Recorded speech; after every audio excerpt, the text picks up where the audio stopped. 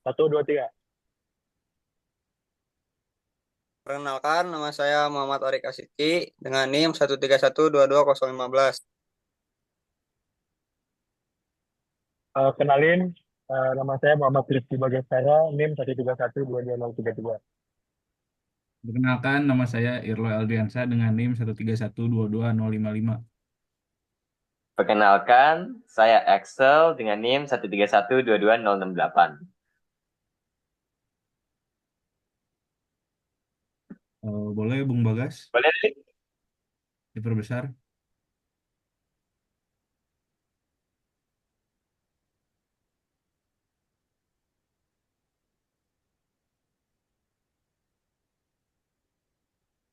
Oke, jadi pada presentasi kali ini tuh kita bakal menjelaskan risk-based inspection studi case keempat, yaitu external corrosion rate. Lanjut.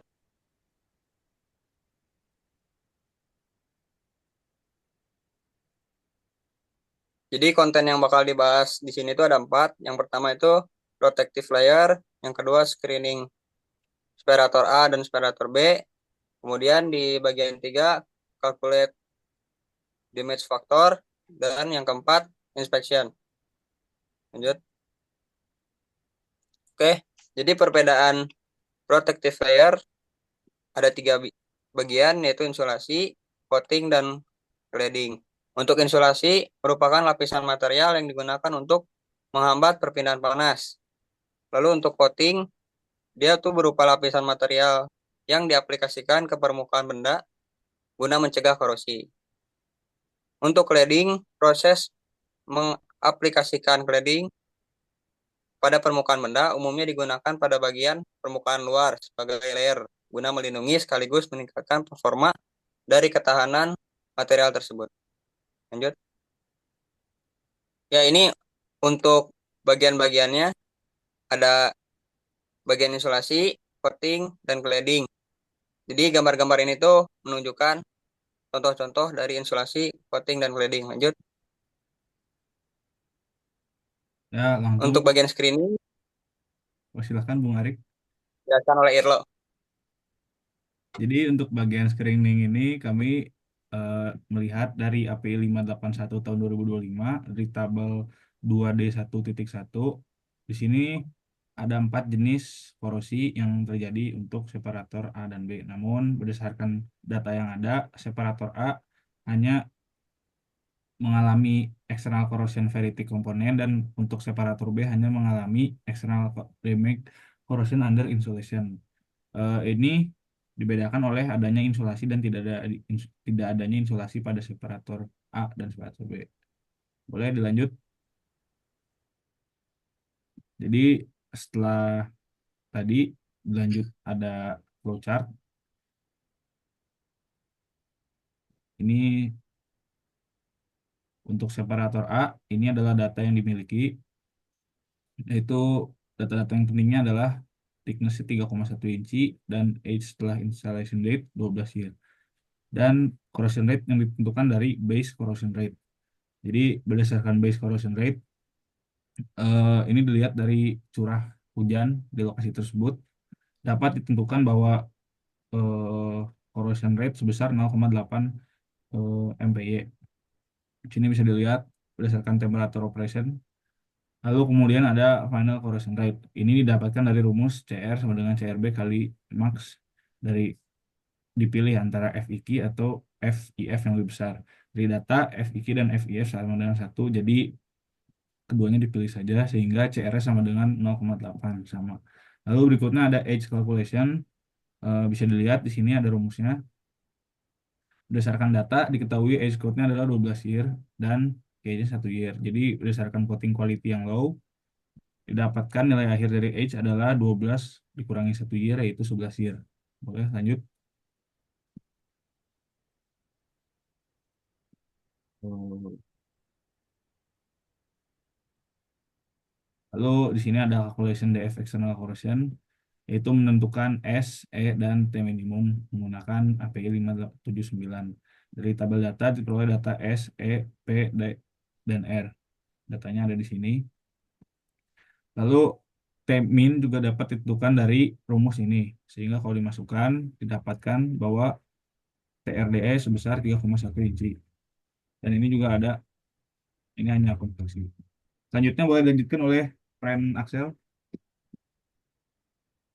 Ya, selanjutnya kita juga harus cari flow stress sama FS sektor. Nah, itu ada rumusnya juga, terus ada juga data-datanya. Nanti tinggal dimasukin, dapat sebesar 59.400. Selanjutnya pakai cari strength ratio, di situ juga nanti didapetin nilainya 0,271. Lanjut. Terus nanti karena nggak ada inspeksi yang telah dilakukan, makanya kita tulis inspeksinya 0. Terus identifikasi faktor yang berdampak juga akan diberikan dari tabel dan juga data-data yang ada. Nanti akan didapat 0,5, 0,3, 0,2 dari hasil perhitungan rumus di bawah kanan. Lanjut. Dan setelah itu, kita juga perlu mencari posterior probabilities menggunakan rumus di kanan, dan nanti itu akan dapat juga hasilnya 0,5, 0,3, dan 0,2. Lalu kita akan mencari parameternya dan akan didapatkan 3,632751 dan 3,63, 3,62. Ya, lanjut. Terakhir, kita akan cari DFX store dengan menggunakan normal distribution di Excel, dan itu akan mendapatkan nilai sebesar 0,91152596. Lanjut. Sekarang akan dilanjutkan oleh kawan saya Bagas Kala. Oke, baik. Kalau berikutnya adalah separator B. Di sini sebenarnya secara proses sama, proses yang digunakan juga sama. Akan tetapi ada perbedaan pada insulinnya. Penggunaan insulin pada separator B itu dia pakai insulin gitu. Sehingga berdasarkan prosesnya bakal berbeda. Kita sama menggunakan API 581 yang terbaru. Selanjutnya, bisa dilihat dari separator data B ini menggunakan insulin, dan datanya sebenarnya hampir mirip bahwa proses thickness-nya 3,1 in dengan umur instalasi 12 tahun. Corrosion rate ditunjukkan juga dari base corrosion rate. Dan itu sebenarnya secara proses dia sama aja, cuman bakal beda di sini. Nilai CR-nya bakal berbeda karena rumusnya juga berbeda. Jadi ada variabel CRB, VINS, VCM, VIC, dan nilai match antara VIQ atau VIF. Nah, sehingga setelah dilakukan perhitungan, ditemukan nilai CR 15 mil per year. Sebenarnya sisanya sama, egg calculation tetap 11 tahun. Ketebalan di sini bakal berbeda, diperoleh nilainya 2,58 in. Tetapi karena belum pernah dilakukan inspeksi, sehingga kita menggunakan set CRDA, itu sama dengan T, yaitu 3,1 in. Habis itu selanjutnya kita juga menentukan nilai ART, yaitu Expected Metal Loss Fraction since last inspection, sebesar 53,23. Setelah itu, step selanjutnya kita juga menentukan safety factor sebesar tekanan 59.400 PSI. Selanjutnya ditemukan juga nilai SR ekspornya sebesar 0,271. Overall menggunakan atau stepnya itu sama, step 14, step 15 sama, step 16 juga sama, 17 sama. Untuk menghemat waktu kita percepat aja sehingga didapatkan nilai damage factor sebesar 0,00064. Nah, berikutnya inspeksi apa sih yang direkomendasikan untuk separator A based on API 581. Nah, berdasarkan tabel 2F 2.1 inspection effectiveness kategori, karena kita lihat damage factor pada separator A itu lebih dari 80%, sehingga berdasarkan tabel di samping itu dipilih high effective. Nah, karena dia high effective, kita dapat menggunakan inspeksi berbagai jenis nih, seperti visual testing, ultrasonic testing, maupun radiographic testing dan fit test. Nah, untuk inspeksi separator B, di sini menggunakan tabel yang sama, karena dia juga damage factor lebih dari 80%, sehingga masih menggunakan H3 efektif. Tetapi karena dia tadi menggunakan insulin, sehingga sedikit berbeda, insulin not removed, jadi dia pakai insulin, jadi berdasarkan ini, tidak ada inspeksi khusus dalam menggunakan insulin. Tapi dapat dikumpulkan, biasanya tetap bisa dilakukan dengan visual testing maupun ultrasonic testing. Nah, penjelasan apa sih visual testing? Visual testing sebenarnya mengamati secara langsung dengan menggunakan alat bantu seadanya aja gitu. Cukup menggunakan mata telanjang.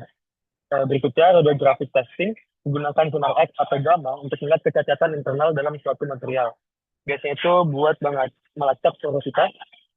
Ultrasonic testing mirip dengan radiografik, cuman dia lebih rendah kekuatannya sehingga biasanya mendeteksi kecacatan juga dengan prinsip pantulan sinyal. Selanjutnya pit gauge ini sebenarnya alat untuk visual testing juga, alat ukur khusus untuk menentukan kedalaman korosi. Jadi biar kita tahu seberapa dalam korosi yang ditimbulkan. Nah ini calculating using Excel lah.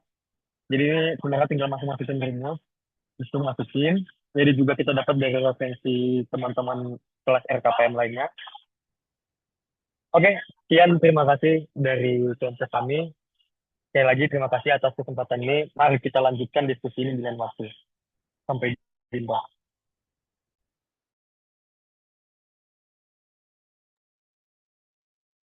Udah lo.